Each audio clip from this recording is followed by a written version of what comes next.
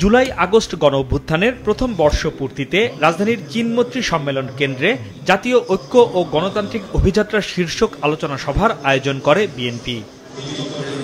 অনুষ্ঠানে গণঅভ্যুত্থানে শহীদ ও বিগত শেখ হাসিনা সরকারের আমলে গুম হওয়া পরিবারের সদস্যদের সম্মান জানানো হয়। ভুক্তভোগী পরিবারগুলো গুম ও হত্যার বিচার দাবি করে।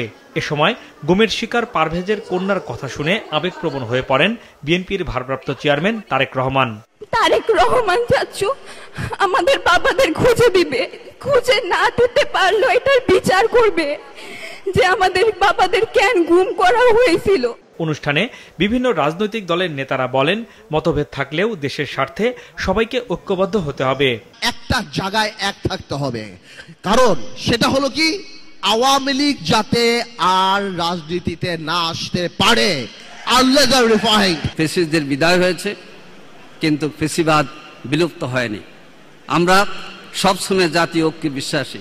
অতি দ্রুত জুলাই মাসের ভিতর জুলাই ঘোষণাপত্র এবং জুলাই সনদের দিকে সরকারকে এগিয়ে যেতে হবে।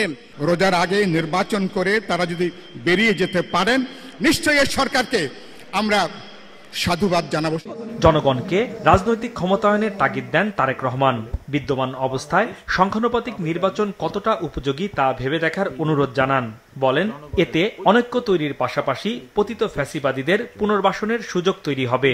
সংখ্যানুপাতিক নির্বাচনী ব্যবস্থা দেশে ঐক্যের পরিবর্তে বিভক্তিমূলক সমাজ এবং অস্থিতিশীল সরকার সৃষ্টির কারণ হয়ে উঠতে পারে কিনা, এই বিষয়গুলো গুরুত্ব সহকারে আরও একবার ভেবে দেখার জন্য আমি সকল রাজনৈতিক নেতৃবৃন্দকে বিনীত আহ্বান এবং অনুরোধ করব।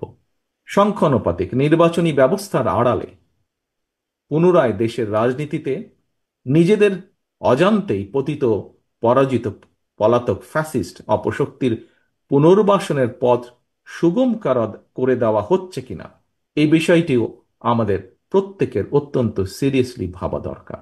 অনুষ্ঠানের প্রধান অতিথি BNP chairperson Khaleda Zia video বার্তায় জুলাই অভ্যুত্থানের মধ্য দিয়ে হওয়া ঐক্য ধরে রাখার আহ্বান জানান। নতুন করে গণতান্ত্রিক ব্যবস্থাকে প্রাতিষ্ঠানিক রূপ দেওয়ার তা আমাদের দ্রুত সম্পন্ন করতে হবে। কর্মসংস্থান সৃষ্টি করতে হবে, জনগণের নিরাপত্তা নিশ্চিত করতে হবে। খালেদা জিয়া আরো বলেন, নতুন বাংলাদেশ গড়ার যে সুযোগ তৈরি হয়েছে তা কাজে লাগাতে হবে, সার্বভৌমত্বকে রক্ষা করতে হবে। হাসনাইন তানভীর, মাছরাঙা সংবাদ, ঢাকা।